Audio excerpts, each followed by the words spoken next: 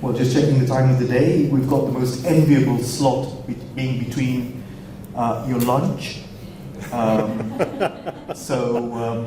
done to the organisers MCF for placing us in this period. But just in case the thought for food overrides, there's lots of food for thought that we're looking to impart to you this morning. So well done for braving it, well done for choosing the right session. We wanted to title it Restoring Faith in the Charity Commission, but that was a bit contentious. So I hope we get some interesting conversations going today where there's some unravelling of the mystery of where the regulatory needs, where the professionals can get involved. And I intentionally chose a seat in between because I drifted from this side of the vocation as a lawyer in transactional law, and I'm now a CEO of a charity that's regulated by the Charity Commission, so I can understand and see it from both sides. But enough about me at the Lady Fatima Trust. You're really here to listen to our two esteemed panelists. Thomas Yee, who is Head of Charity Engagement at the Charity Commission. He advises on the regulatory position, particularly for faith charities. He started his career in the diplomatic service, served time in West Africa, so opposite side of the continent to which I was born, East Africa, which is the better part, of course. I think it's the role of the Charity Commission in regulation and what it seeks to do in regulating charities, both faith charities, the wider charities, but specifically focusing on us and what it is that Thomas would like you to take away from today. So we start with his session. I'll then introduce the next panelist just before his remarks. Great, thank you very much, and thanks everyone for coming. It's really great to see you all. So yeah, I'm Tom, I'm the Head of Charities Engagement at the Commission. I've been with the Commission about 6 years-ish in a kind of variety of regulatory roles. Gus and I had a catch-up a couple of days ago, yesterday in fact, where I talked him through what I wanted to say today. And his challenge to me was, can you do all that in 10 to 15 minutes? Because Charity Regulation 101, it's such a wide-ranging topic, and really I wanted to kind of narrow in on a few key areas. But firstly, just start by talking about the Commission, kind of what we do and how we work, before going into kind of some kind of key topical areas. So the Commission is the oldest continuous charity regulator in the world, founded in 1853. Although our chair, who's coming here later to give the keynote, is also a lawyer, a barrister. He tells me that charity law goes back even further to the kind of 16th century. Nowadays we have about 500 staff. We're based across 4 sites in England and Wales. We're non-ministerial, so we're not overseen by a government minister, and we're independent from government, and I'll talk a bit about what that means kind of later on. Our key roles are to register and regulate charities in England and Wales only, so not Scotland or Northern Ireland. We publish information about charities on the Charity Register, which I'm sure you'll all be aware of, and that's around kind of transparency, accountability across the sector. What is a charity? Well, charity status is set out in law. It's an organisation that exists for charitable purposes and for the public benefit only. There are registration requirements, so in general, organisations that meet that criteria, have an income of over £5,000 a year, are required to register with us. But charities that don't meet that requirement may still be charities, just not registered with the Commission. The size of the sector is vast, so there are over 170,000 registered charities, 900,000 trustees, total income around £8 billion a year. Just kind of narrowing down on the kind of faith charity sector, there's around 35,000 charities of faith, with around 200,000 trustees, and representing about 10% of all charitable income. And I think that speaks to the kind of value of faith charities across the sector. So how does the Commission work? Well, the sector's vast. The Commission has 500 staff, so quite limited resources. And if you'll forgive the analogy, what we often need to try to do is focus on where we put our chess pieces kind of on the board, to focus on the right areas for us. Now, the way we do that, because we're independent, we can't be directed by government. We take a risk-based approach. So we have a risk framework, an overarching strategy, and there's generally three things we'll ask ourselves when we are encountered with a situation with a charity. So first, is this issue within our remit? So say, for example, we're a civilian regulator, we're not the police or law enforcement who will deal with criminal matters. What's the potential for risk or harm to the sector? And what's our best response? And that kind of brings us into how we engage with charities. So we receive a lot of information about charities from complaints, whistleblowers, serious incident reports, even kind of news and current events. And our response to those sorts of situations can be varied. So we may look to publish information, for example, guidance, to support charities. We may look to run campaigns. We've got some running at the minute, a trustee quiz, for example, to raise awareness of issues. We may look to run engagement events, so webinars, in-person events, and I know one of the attendees here attended one of our events earlier this week. But we also then work closely with third-party organisations, but where there is a concern, we then may need to also step in.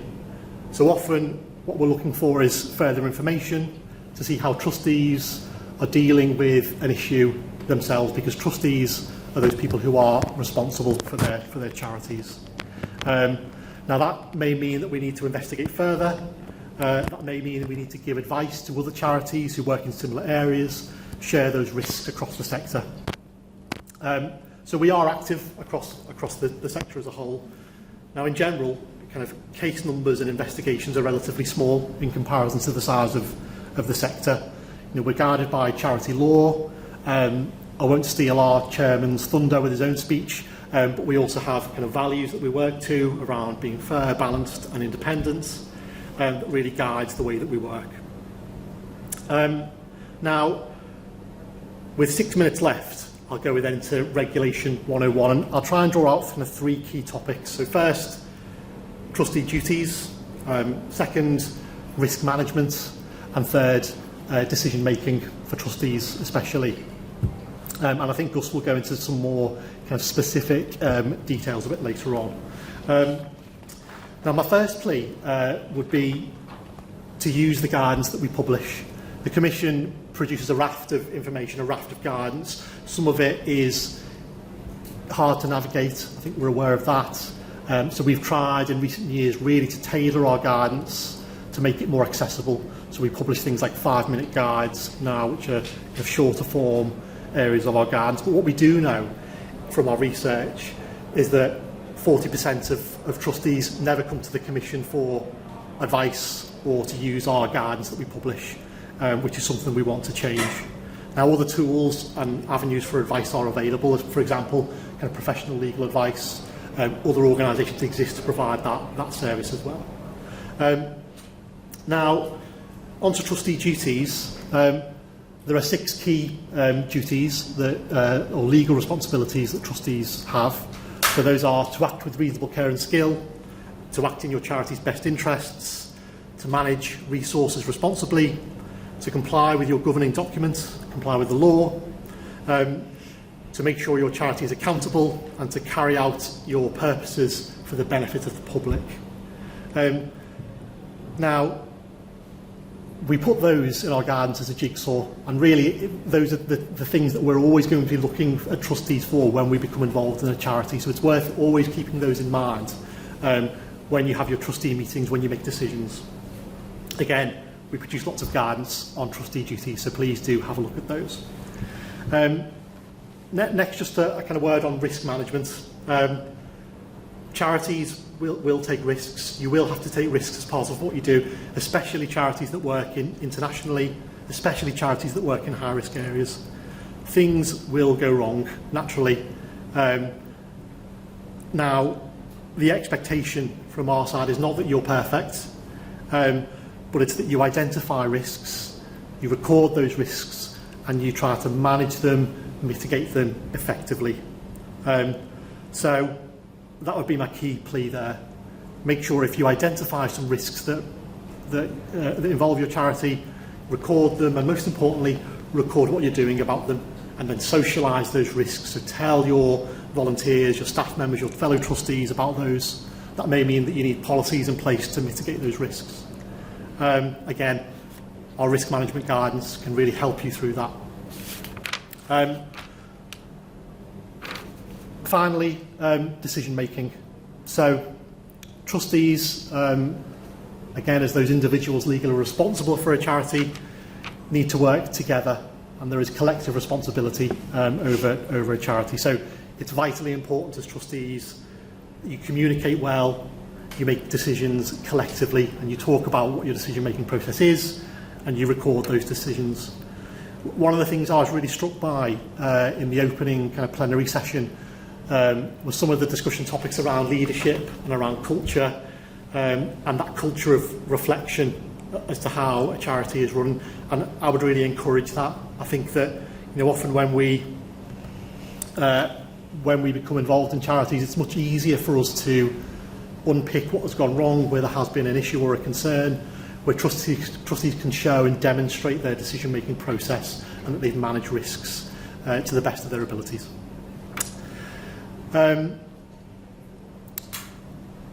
Now again, just to reiterate that, when we do get in touch, try to show that you consider those legal duties, those responsibilities that you have. Show that you manage those risks, that you're taking steps to mitigate them, and you'll have a risk register in place, for example. And show that your decision making is collective and effective. And I've done that with 2 minutes to spare, which I'm pleased about. And I think that is part of the demonstration that we have as to how transparent and accessible the Charity Commission is today, that they're gifting you 2 minutes of the time that they could have taken between you and lunch in order to ask them the difficult questions after, or any questions, in fact, after. Thank you so much, Thomas. Appreciate your setting it out so clearly and consequentially for us, and I'm sure it would resonate with a lot of what our experiences in the room are. There may be some questions that you want to put to Thomas or our second speaker, who is Augusta Della Porta, partner at UK 500 law firm Bates Wells. I don't know what happened to Mr. Braithwaite, but we can talk about that later. He advises charities and not-for-profits on a range of commercial and charity law matters, particularly on constitutional and governance issues, and a whole range of faith-based charities have sought his advice, and for him to share with us in the next few minutes some of the instances where the advice has been sought and the kind of channels that has resulted in. Thank you. Just to say that I'm going to take this a slightly different approach of pointing out some of the sort of issues that come to me, that I see, that are often can lead or have led to regulatory intervention. And when we think of regulators, obviously we've got Charity Commission with us today, but you know, as charities, you're probably aware there are other regulators out there. If you operate in Scotland or Northern Ireland, there are other regulators there you need to take account of. There's other bodies like HMRC, for example, which I'll talk about in relation to working overseas. There's the fundraising regulator that you'll be signing up to if you're fundraising here. So also think about those regulators at the same time. You know, if you're working in the care sector, again, there's going to be education sector, you'll have other regulators that you'll need to take account of as well. So some of the sort of things which, some of the themes that we see, one of them is around governance, poor governance. I know that was mentioned earlier today in one of the sessions.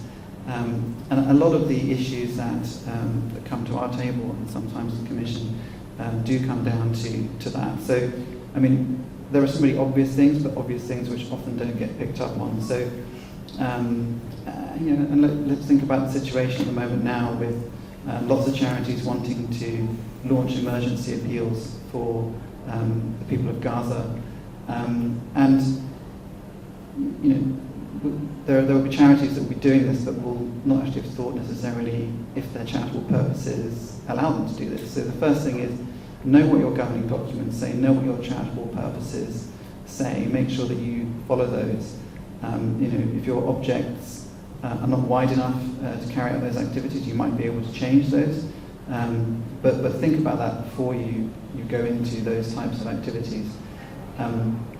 Just one thing about objects and changing your constitution, I'll just to say that there's some new provisions coming into force at the end of this year around that. Our view at Bates Wells is that we think it's going to be a bit harder to change your charitable purposes and other sort of regulated alterations. So if that is something you're thinking about doing, it might be worth doing it before those changes come into force. In terms of other areas around governance, I think payment to trustees is a big one as well. So we often have situations where someone's been on the board, they've stepped down, they've become an employee, everyone thinks they've done it all right, but actually no one bothered to look at the Charity Commission guidance on this, or their constitution even. The basic point is that unless your constitution allows for it, or you've got consent from the Commission to do so, you can't be a trustee and an employee of the charity at the same time. And even if you step down to then take a paid role, you may still require Commission consent. It depends on what involvement that person's had in the process. But take care, because that can end up in a situation where months down the line that person's been imposed, paid. There's a potential issue there for personal liability for the trustees, for that individual. All that money's been paid out. And trying to unwind all of that can be tricky. Now, in many cases when we've approached the Commission on that type of issue, so long as it can be justified and explained, and it's not going to happen again, you've taken steps to make sure the Commission can well be very supportive in that. But we have noticed that recently some issues have gone to the Commission, quite trivial things, and some quite strong action has been taken. So you can't just rely on the goodwill of a regulator to sort of sort you out. You need to make sure you get these things right. Conflict of interest is another really important issue to take account of, and it's a hot topic for the Charity Commission. And obviously it's a really important one to be making sure that the charity is there to be used for the purposes, for the objects, for your beneficiaries, and not for any sort of private benefit of individuals who are running the organisation. I think another thing just to bear in mind, that it was covered earlier today around governance, is boards, and you mentioned about decision making, but the makeup of the board, who's on the board, the collective decision making that is required by trustees. And having good governance in place can avoid trustee disputes, and we sadly see quite a few of those, which are incredibly destructive to the charity, to its reputation, stressful for everyone involved, and very costly to resolve, and can sometimes result in that charity going under. So again, good governance will help. I'll talk a little bit later about some of the sort of top tips on that. Another area I want to quickly focus on is working in or sending funds to high-risk areas. So it was touched on by my colleague. The Commission and HMRC have got significant guidance around that. So it's important to follow that guidance. It's also important to bear in mind that if you are funding or operating in areas where you've got prescribed organisations, so Hamas is prescribed by the UK government, which means that a whole swathe of counter-terrorism law comes into force and can potentially affect you, even if you are only just fundraising and sending funds across there. So you need to know what you're getting involved in before you do that. And it's not to try and put you off, but you need to go in with open eyes. And you may not be the right organisation for it. There may be an organisation that can do that work. So it's important to just recognise that. So a couple of other, I'm just going to quickly run through a couple of other things. So investment has been a big issue recently with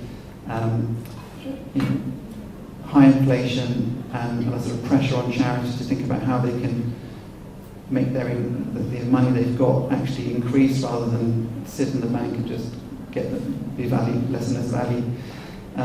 But we have seen charities, as a result of that, sort of jumping into new forms of investment that someone has suggested to them, being victims of scams. And these are things which, if you've got a proper policy in place, you've got trustees trained, you wouldn't, and get proper advice, you wouldn't have that situation. Fundraising, I think a couple of issues there I see with charities in the sector are, tying yourself into knots with all these restricted funds that you set up, and then, are you actually able to spend all those hundreds of pots that you've set up for each of those projects? So making sure you build some flexibility into your fundraising in terms of those funds that you raise. And is it really the case that your 100% donation policy is that really transparent and accurate? If you, for example, I know some charities do this, you have your core costs covered by a group of donors, so you can actually do it. Then be transparent about that. But there are some, I've heard cases where charities will, for example, with their zakat donations, say it's 100%. But what they don't say is that means that the other donations that are raised, the sadaqah funds, a disproportionate amount of admin expenses goes set against those donations. So the key thing really, I think, is to be transparent about that fundraising. And the reality is that you do have all charities have admin expenses. The more work that you do in difficult places, the more important it is to make sure your systems and processes are set up so you can actually deliver that work properly. I wanted to quickly talk about two other things which are quite sort of hot topics at the moment. So one is around campaigning. It's an area where charities do need to be really careful. And I'm thinking again of the current situation in Gaza. Lots of charities want to, or individuals involved with charities want to say things. It's very emotive. Everyone sees what's going on there all the time. But if you're involved in a charity or you're a trustee of a charity, what can you do in this area? So the key thing is to make sure that you're clear about the link between any campaign activity and your charitable purposes. Party political activity charities can never engage in. But charities can speak out or campaign on issues which are important to their purposes. Political campaigning is seen by the Commission as higher risk, and it can't be the sole or only way that you're carrying out your purposes, but you can engage in that if it's a way to achieve your purposes at a particular time, provided you, going back to what you said, you manage those risks. So it's about being careful, taking steps to manage reputational risk, particularly if the issues are controversial. It could lead to a wrong perception, perhaps charities taking a party political approach. And linked to that, I think, is another area which is important, which is around social media. And the Commission just released some guidance around social media and expect charities to have a social media policy in place. And actually, with the new annual return that's come out from the Charities Commission, there's about 15 policies that they ask you to tick against. It's not to say you have to have every one of those.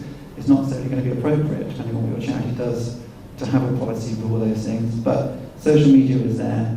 So it is flagged as something which is really important. And what I would say from what I see is, it's obvious, isn't it? Social media is such a powerful tool, but with that power comes risk of posting or endorsing content which is inappropriate or harmful, that can affect the reputation of the charity or fall outside your charity's purposes. So the guidance that the Commission have released is about making clear that you're responsible for having internal controls that are appropriate and proportionate for what your charity does, that it's made clear to everyone in the charity that uses social media the importance of managing the distinction between personal and professional use of social media.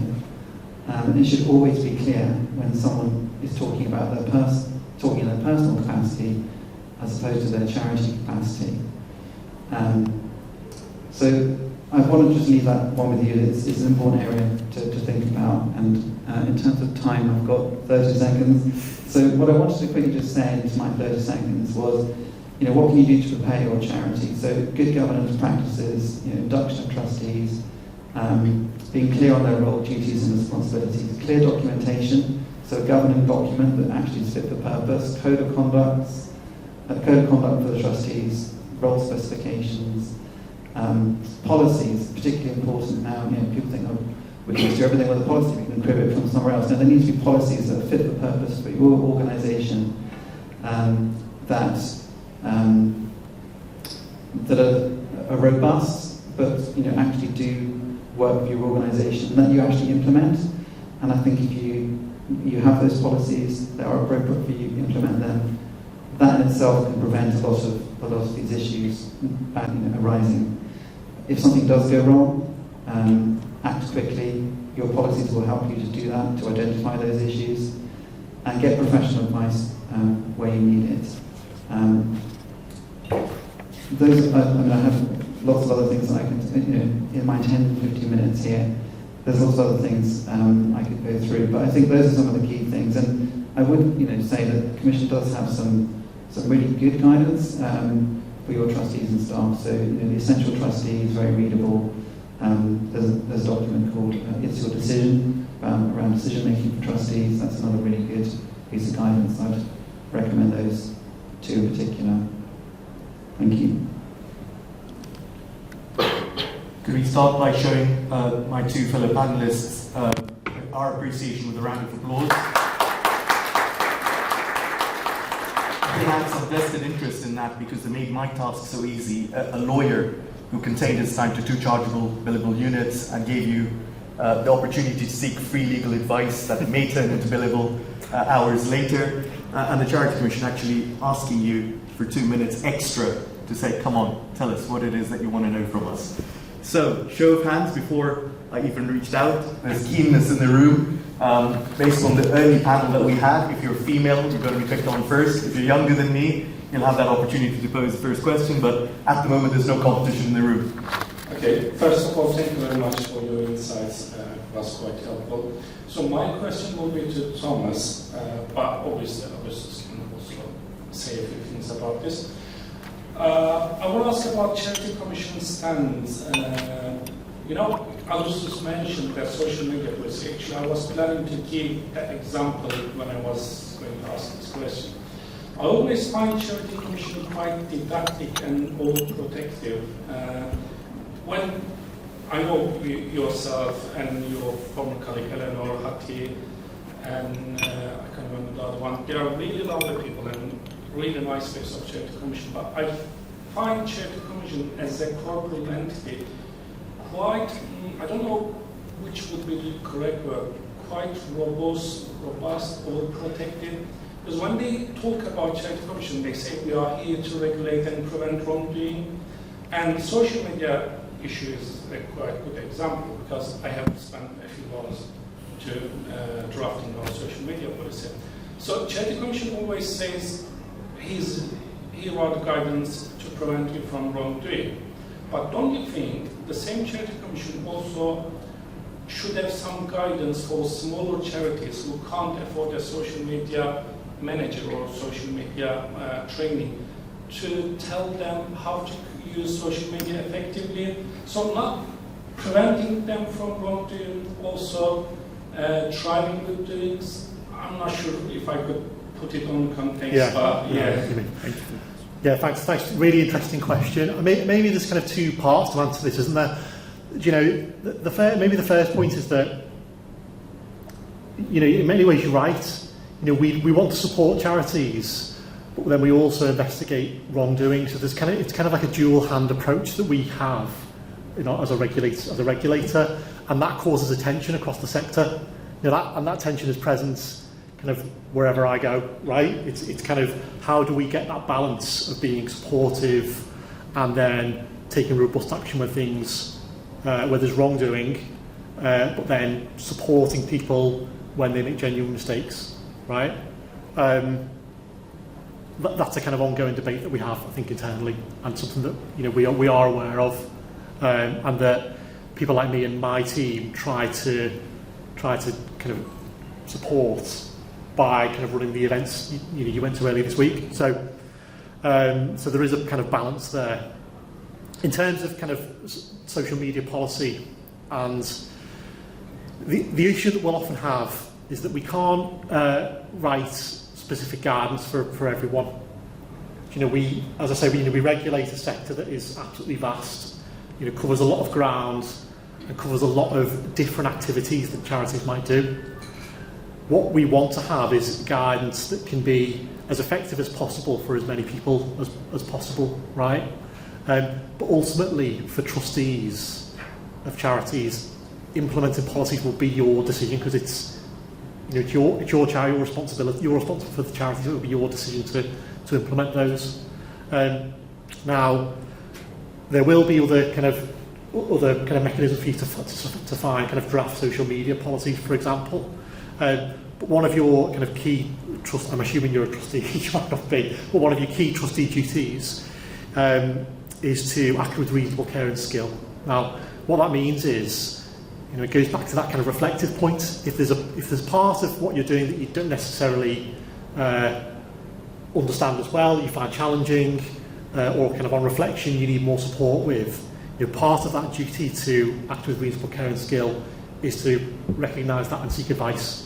So it could be a legitimate kind of use of your time or resources to then go to somebody and say, we need a social media policy, we've looked at the Charity Commission's guidance, we're struggling still, so can you help us with that? Does that answer the question?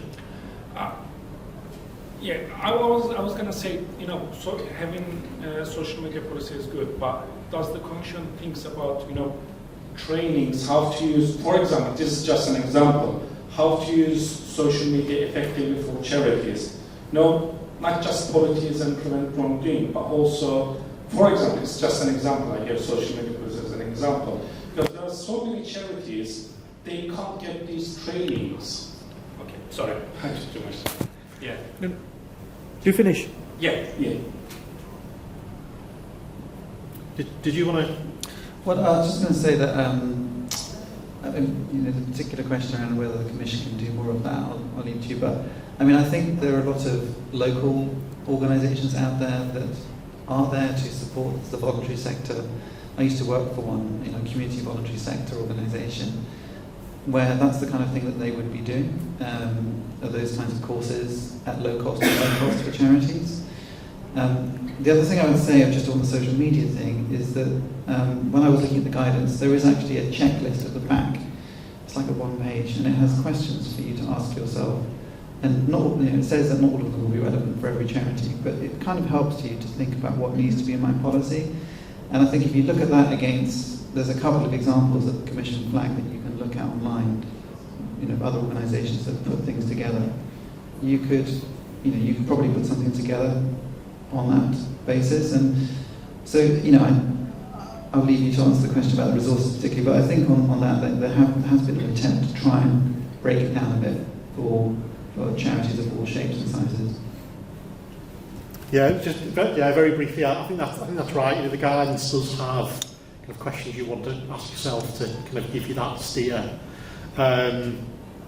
If it's useful, maybe we can have a chat afterwards. Do catch me and we can talk more. Yeah. So just to gauge how many more questions we've got in the remaining time, we've got one there and one there. So two more questions, three. No, okay, so two more questions. We'll take both questions and then try and field them together. Young lady there first, please. Hi, I'm Shani Chachahan, Deputy Director for Voice and Change England. We are a national membership organisation supporting black and minorities, ethnic, community sector, voluntary sector, organisations in infrastructure, networking and influence. So my first question to both the panelists, speakers, would you consider, holding webinars and attending those if we attend? Because some of our organisations, we support organisations of different sizes, and it's a step prior to registration they need support and information for. And they're informal groups, so they want to form a charity. How do they do that? A lot of groups like that we support. Another one is about the legal framework around that. So and good governance. So we do, and I think any charities out here, we support. Our membership is free. There's no catch. so anyone can become a member, individual and organisations. And we support organisations with free training, free workshops, and we do provide governance workshops, bite-sized learning workshops on governance, strategic planning and communications and marketing, a whole kind of, many of our workshops are there if you go to our website. So the first question is, would you consider coming up in the community if we do face-to-face events or kind of online? And are there any provisions for the charity sector for groups who want to become registered, support and advice available for them prior to becoming registered? On the first point, I'd love to talk to you more about it. Sure. I mean, I can't kind of commit to anything because, as always, we're kind of limited with kind of staff resources, etc. And as I said earlier on, part of what we have to do is think quite carefully where we kind of put those chess pieces and spend time. But I'd love to talk to you more about it. Is that all right? On the second point for registration, again, we publish lots of guidance about charity registration because it can be a kind of a complex process. So there's lots of guidance available. Often charities will seek professional advice about registration though, because it can be challenging. But yeah, let's talk after this. Yeah, I mean, we act for charities of all shapes and sizes, but obviously, we take on a lot of pro bono work as well. But we also do a lot of work with organisations like LawWorks, who do a lot of training. They've got a lot of webinars and resources out there. For example, for organisations or individuals that want to set up charities, there's sort of training sessions that we've put together as webinars, and we sometimes deliver those as like in-person events as well. And depending on the sector, there are other bodies out there that do that kind of thing, and can do a kind of a linkage service to a law firm that can provide pro bono support. So LawWorks do that as well. A4ID, they're more focused on international development, but again, they will pick up cases and place them at law firms who can provide pro bono support. So there are those types of things available as well. Thank you very much. Thank you so much, and Mr. Chair, thank you so much, and Tom and guests as well. And I guess I will start taking off some of the advice immediately. So, I'm going to mention a couple of these things, but in a personal capacity and not the organisation that I represent. So I do a bit of community work in Wales, and I agree with the point that there has to be more perhaps community engagement with some of the organisations who perhaps see the Charity Commission as this big sort of monster, and just breaking down those barriers. I think it's really important. So I look forward to having perhaps a conversation after this. But I guess my second comment is the Charity Commission, and I know whilst they're there to regulate the charities, I know that the Charity Commission has also gone through a turbulent time. Just getting a new charity registered has taken a really, really long time for some organisations, and I will give one example of a local organisation just a couple of weeks ago, and by me sharing this, it's no way to put you on the spot, but it's just an example that happened. That a charity had applied to get registered. They got an email back to say that the case is closed and they won't take that application any further because the charity hadn't filled out the application in the right way. When the trustees then wrote back to the Charity Commission, they hadn't used any legal firm, they had done it themselves. They wrote back. It got escalated, and 2 weeks later, the Charity Commission had apologised, and they had opened the charity essentially. I guess what that does is what we're trying to do is build confidence in the Charity Commission about regulations, But this is quite the opposite, you know, an application, and of course I know we can't talk about specifics here, but I guess there's a bit of work to do there in terms of community engagement and making sure that the Charity Commission is stringent in some of their checks that they're doing as well. Yeah, thanks. Yeah, good kind of comments and questions. Yeah, happy to talk more about. I mean, I live in Wales myself, so I'm really happy to kind of talk about that part of the world. It's very close to my heart. So yeah, I'd like to talk about that more. I mean, on registration, and yeah, you know, I couldn't comment on a kind of specific case or issue without kind of knowing all of the details. I think there's probably 2 points, maybe just in general, to flag. The first would be that, you know, in terms of volume of registrations that we have to deal with, you know, charity is kind of so special, isn't it? And there's more call for more charitable organisations and more support, especially in kind of times of crisis like the cost of living at the moment, etc. So the Commission receives kind of 8,000 applications a year to register charities. You know, we register, I think, about 4,000 of those, and around the same number kind of have to come off the register because they stop operating. And I think the registration team might have 30 people, right? So part of that is just around the volumes that we have to deal with, which is not a kind of as an excuse at all, just a kind of a point to make. I think the second part, and kind of without going into detail of the circumstance that you mentioned, I think it's probably right to point out that we do have a process where if you're not happy with something that we've done, it can be reviewed.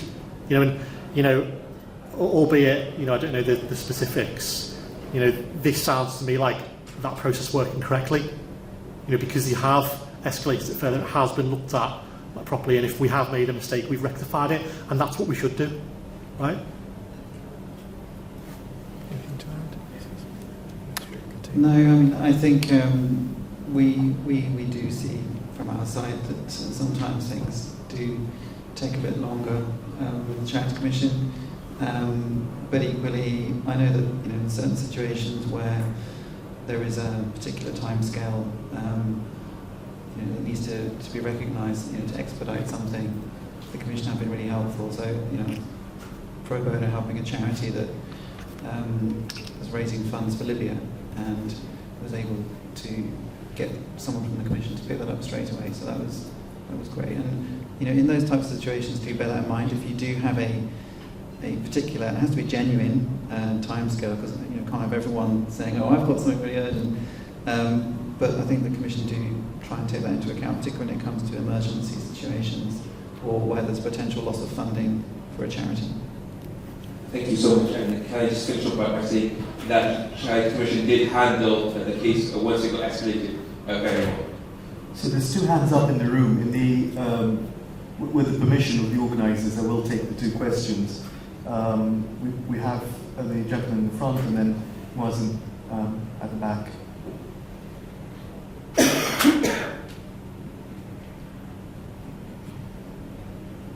3 minutes.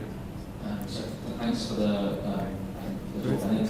I wanted to ask kind of maybe just more of a general question, but kind of stepping a bit more away from everything. I think obviously you guys see it from a bird's eye view of everything, especially the Charity Commission. Might be a controversial question, but do you think actually, you know, the number of charities that are being registered and the number of kind of nicheness and the bespokeness is actually not actually having the effect it needs to have? Because, for example, let's say my family, let's say I've got a family of 5, let's say we will open our own charity, instead of working together and actually adding more value to what's already there, but instead, oh, I just want to do my own thing.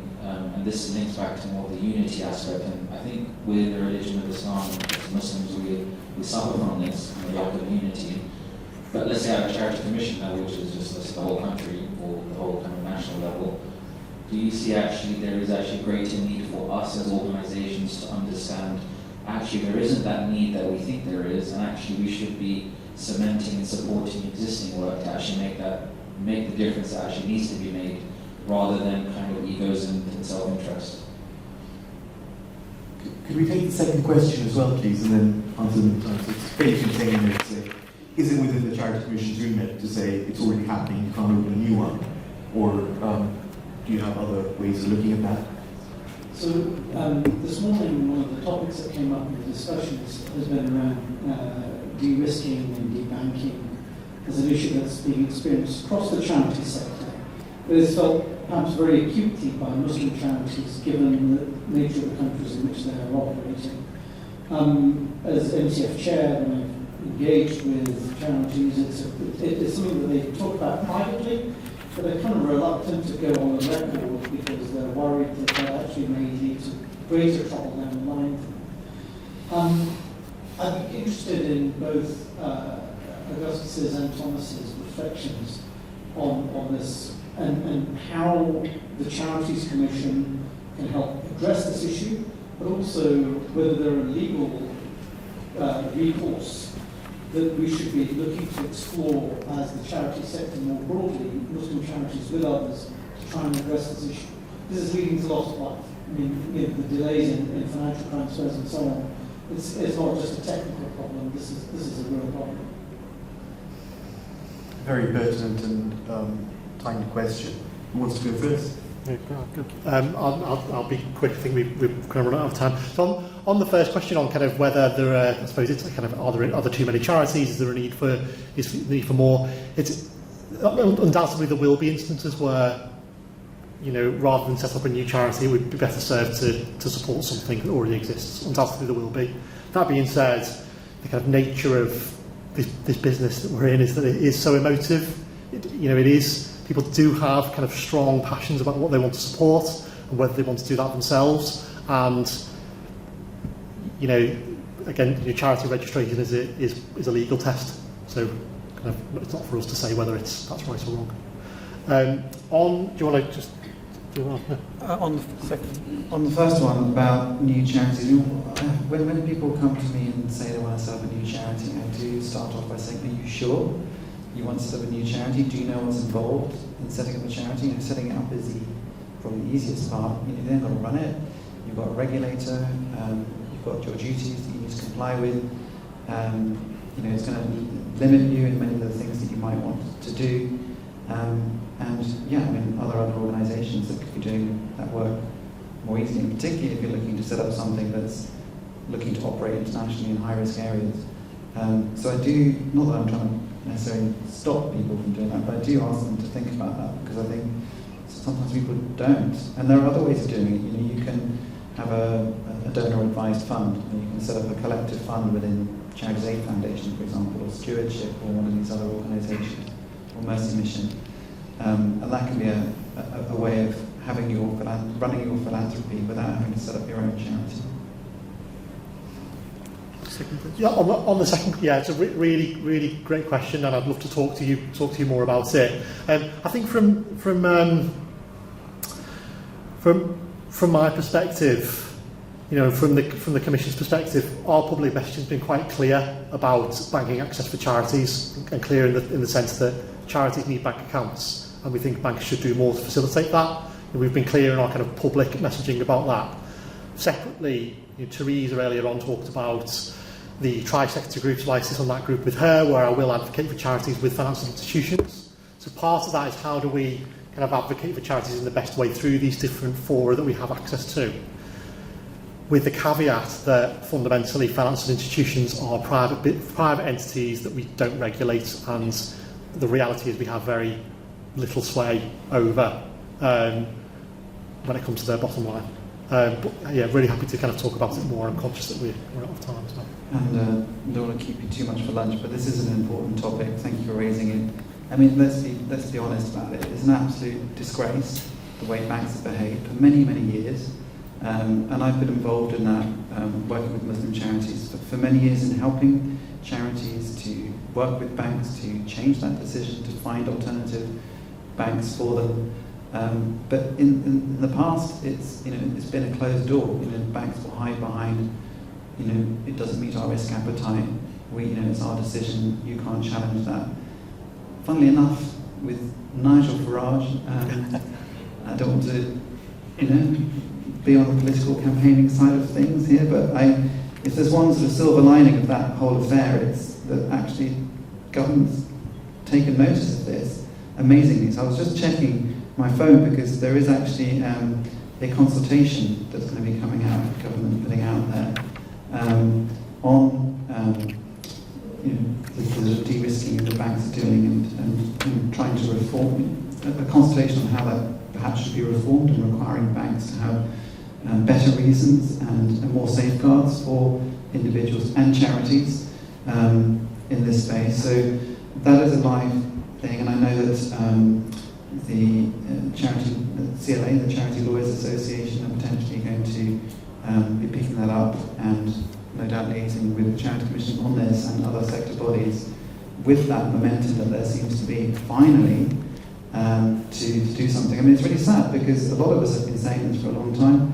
MCF have been saying this for a long time, as has Teresa and the Bond Group. But it feels like there is now, some potential to actually change things. So I'll definitely be a part of that, and that'd be great to talk to you more about that as well. Excellent. Once again, I'm really grateful to the panelists, but to each and every one of you who raised questions here and brought out the greatest learning for us during this period. You heard it first at the Muslim Charities Forum. As a charity commission on the chessboard, seek to protect king and country. Given published regulations, don't be an unwitting pawn in that game. And if Coots turn you down for a bank account and you need some advice on where your banking can take, you've got good legal advice available in the room. Can we show a round of applause for our speakers this evening?